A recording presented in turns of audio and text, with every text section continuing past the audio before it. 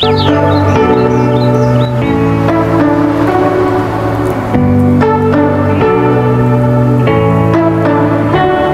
Buddhaya semuanya, apakah kalian tahu bahwa di balik patung Buddha Gautama atau bisa kita kenal sebagai Buddha Sakyamuni yang berada di belakang saya, nah terdapat kisah perjalanan dari seorang pangeran yang memiliki segalanya, rela meninggalkan segalanya demi mencari suatu kebenaran. Bagaimana seorang manusia biasa bisa menjadi seorang Buddha? Apakah yang sebenarnya beliau ajarkan kepada kita? Mari kita cari lebih tahu. Lebih dari 2500 tahun yang lalu, di sebuah kerajaan kecil bernama Kapilavastu yang sekarang bagian dari Nepal, lahirlah seorang pangeran bernama Siddhartha Gautama. Ayahnya Raja Sadodana meramalkan bahwa putranya akan menjadi seorang raja besar atau guru spiritual yang akan mengubah dunia. Untuk memastikan Siddhartha menjadi raja, sang ayahnya menjauhkannya dari penderitaan dunia. Sejak kecil, ia hidup dalam istana yang penuh kemewahan, dilayani banyak pelayan, dan tidak pernah melihat kehidupan luar. Namun semua berubah ketika ia keluar dari istana dan ketika melihat 4 penglihatan yang menguncang pikirannya. Seorang tua terentah dan orang sakit yang menderita, mayat yang dibawa untuk dikremasi, dan seorang petapa yang hidup sederhana tapi penuh ketenangan.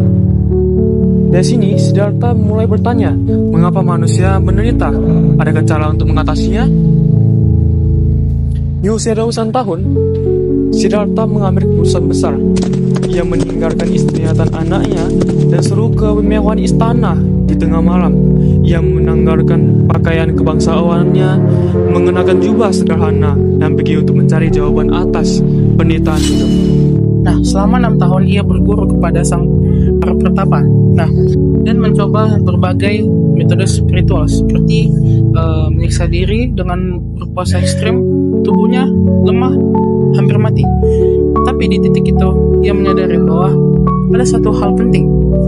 Penyiksaan diri bukanlah jalan menuju pencerahan, maka ia memilih jalan tengah, tidak tenggelam dalam kemewahan, tapi juga tidak menyiksa diri. Akhirnya, di bawah pohon Bodhi di Bodh Gaya, India, setelah bermeditasi selama 49 hari tanpa tergoyahkan, Siddhartha mencapai pencerahan. Pada saat itu, ia menjadi Buddha yang berarti yang tercerahkan.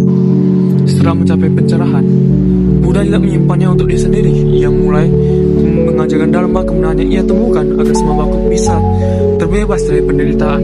Nah, ada 4 kebenaran mulia yang diajarkan oleh Buddha Sakyamuni atau Buddha Gautama. Yang pertama itu ada dukkha, yaitu adalah penderitaan, adalah bagian dari kehidupan. Lalu yang kedua, ada samudaya, yaitu penderitaan berasal dari keinginan dan nafsu. Lalu yang ketiga, ada nirodha, yaitu penderitaan bisa dihentikan. Lalu yang keempat, ada magga, yaitu ada jalan untuk mengakhirinya, yaitu jalan mulia berunsur 8 atau bisa kita sebut dengan hasta Arya Magga. Jalan mulia berunsur 8 ini mencakup 8 langkah penting untuk mencapai kedamaian batin dan kebijaksanaan. Pandangan benar, niat benar, ucapan benar, perbuatan benar, mata pencaharian benar, usaha benar, perhatian benar, dan konsentrasi benar. Dari inilah kisah seorang pangeran hingga menjadi seorang guru spiritual perjalanan Buddha Gautama dan kisah pencarian makna hidup yang luar biasa. Ajaran tidak hanya tentang agama, tetapi tentang bagaimana kita bisa hidup dengan lebih bijaksana, damai, penuh kesadaran. Apakah kalian merasa ajaran Buddha ini masih relevan di dunia modern? Tulis pendapatmu di kolom komentar ya. Jangan lupa like, subscribe, dan juga share agar lebih banyak orang mengenal kisah inspiratif ini. Sampai jumpa di video berikutnya. Namo Buddhaya.